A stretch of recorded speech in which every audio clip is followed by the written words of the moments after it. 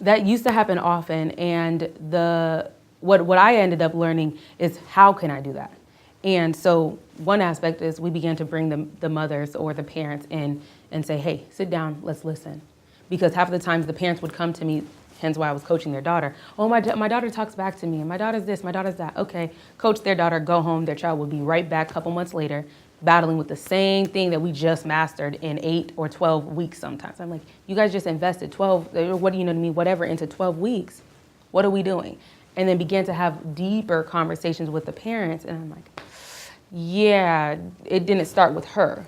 Now we need to bring the family together as a unit and let's address that. So that's number one. The second piece is we would hold the whole family to that accountability piece. We would let them know, even if the parents didn't get involved in the coaching session, we would still give them homework. Say, hey, this is what Tanisha is going through this week.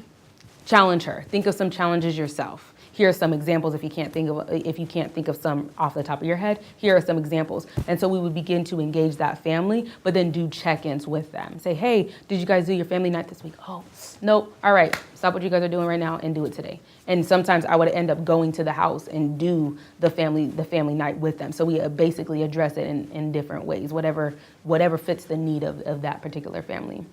There's times where, how do I explain this? So as I said, I'm a visual learner. There's people who are audio learners who can just hear through just that interaction. But then there's also people who have to literally act it out. That's what I do.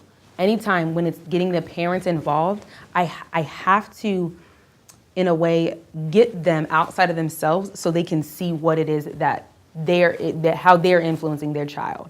And so all the time I'm like, interact right now. I'll just record you guys. And they're like, wait, what?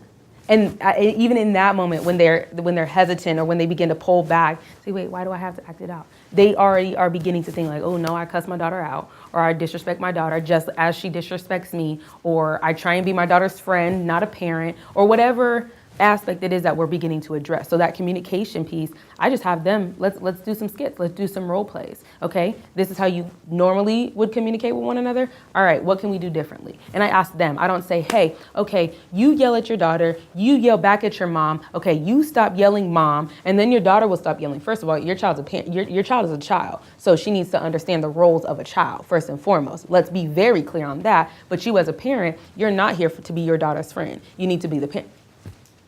Because then I'm overstepping certain boundaries. And then even so, they actually, both of them, they haven't, or even the father who's involved, not everything's been shared with me. So I'm still coming from an outside perspective. So rather than me saying, okay, boom, this is the information that they have shared with me, let me speak specifically to this.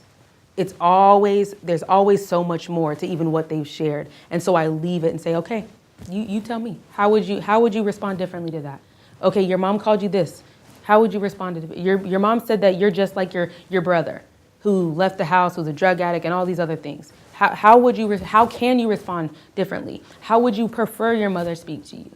Very interesting. Okay, Ma, how do you feel that this is how you make your child or your child ends up feeling when you, oh, I never thought about it like that. I mean, and then so it's that, okay, you need to begin to change your way of thinking. If you don't, the visualization. If you can't see it yourself, I can talk all day long, but you're still not going to receive it because you're not willing or able to invest it into yourself.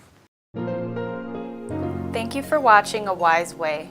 Subscribe to stay updated, share to pass the knowledge, or view our other videos on the left.